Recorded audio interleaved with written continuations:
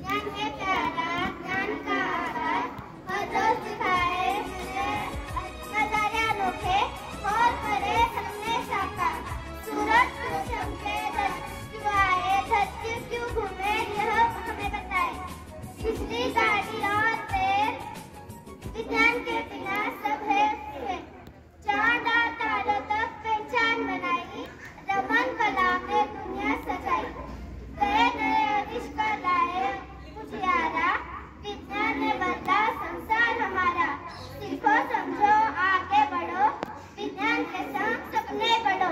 धन्यवाद। मोटर एक पंखा एक 2 जनरेट कैच वापरले आहेत।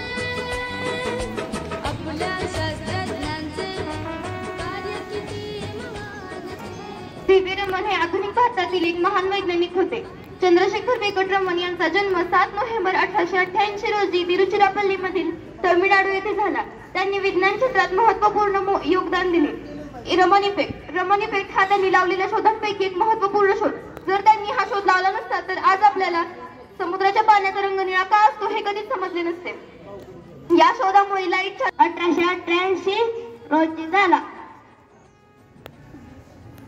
आधुनिक भारतातील एक महान वैज्ञानिक होते।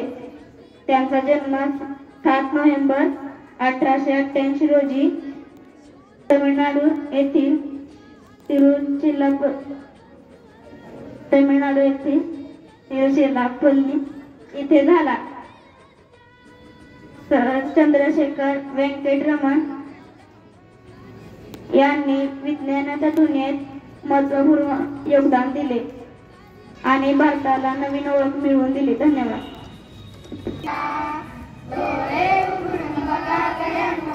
पडला उन्हा जे दिसते ते असेच काळे ते दिसते ते असेच काळे उलगडण्याला शिका डोळे उघडून बघा गड्यांनो सापडला नका कोणाचे विश्व कोणत्या सूत्राने चालले कोण बोलतो राजा आणि कुठले गड आले प्रारंभी जे अद्भुत वाटे गहन भीती झाली या विश्वाचा स्वभाव करता भय उरले नाही या दुनियेचे मनमन करता जगणे केवळ फुका जे दिसते ते असेच काळे जे दिसते ते तसेच काळे उलगडण्याला शिका डोळे उघडून बघा गड्यांनो सापडला नका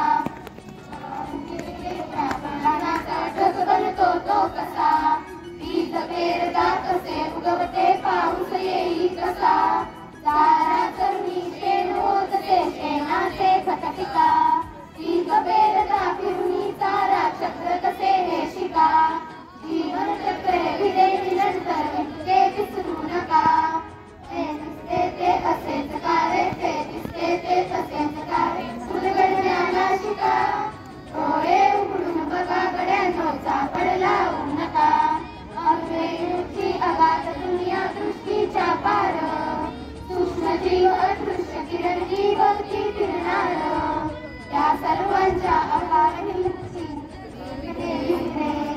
मुठी मानवी स्थिरताने निष्कळे मुळे विश्रांताची शिवा करा मध्ये टीका जे दिसते ते असेच काळे ते दिसते ते तसेच काळे उलगडण्याला शिका डोळे उघडून बघा गड्यांनो सापडला नका।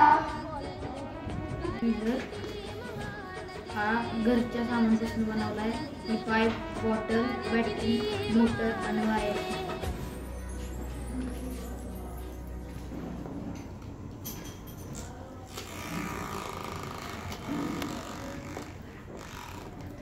जास्त प्रथिनांचा आहे घटक फक्त सजीवांच्या वाढीसाठी असतो आवश्यक खतांच्या रूपाने वनस्पती करतो पोषक ओळखा पाहू मिळतो।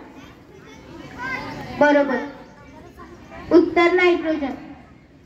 2 आदिमानवाने लावला माझा शोध प्रकाश निर्माण करते ज्योत प्राणवायूची असते आवश्यकता निर्माण करतो उष्णता अन्न देतो क्षणात शिजवून राख करतो सर्वांना जाऊन ओळखा पाहू नका।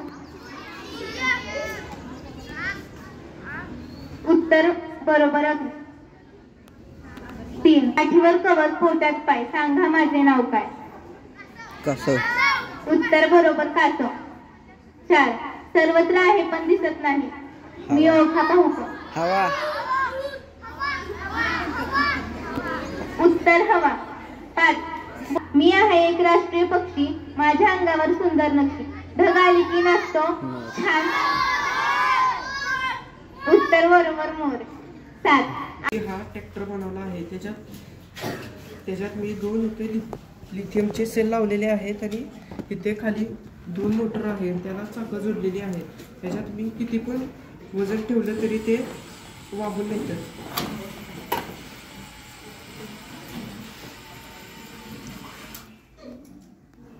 प्रत्येक क्षेत्रात देशाने प्रगती केली आहे.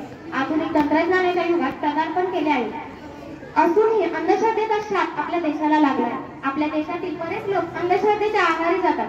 आंधळेपणाने सर्व गोष्टींवर विश्वास ठेवतात. रात्री न कापणे, मांजर आडवे गेल्यास रस्ता न ओलांडणे, रात्री झाडू न मारणे, तुटलेल्या आरशात स्वतःला न बघणे, बंद घड्याळ घरात न ठेवणे यांसारखे काही सामान्य अंधश्रद्धेचे प्रकार आपण प्रत्येक घरात घडताना पाहतो. काही गोष्टींचे वैज्ञानिक कारण न माहिती करून घेता त्या आंधळेपणाने विश्वास केला जातो. देशातील स्त्रिया, ग्रामीण भागातील लोक तसेच अशिक्षित व्यक्ती अंधश्रद्धेच्या आहारी जातात. काळी जादू, तंत्रमंत्र, जादूटोणा, तांत्रिक, भूत, प्रेत यावर विश्वास ठेवणारे लोक सुद्धा आढळतात. अंधविश्वास लोक साधू बाबा, तांत्रिक यांच्या जाळ्यात अडकून आपला वेळ आणि पैसा खर्च करतात. आपल्या समस्या सोडवण्यासाठी लोक अशा पाखंडी बाबांकडे जातात आणि त्यामुळे फसवणूक केली जाते. अंधळपणात एखादी गोष्ट स्वीकारणे म्हणजे यात अंधश्रद्धा असे म्हणतात.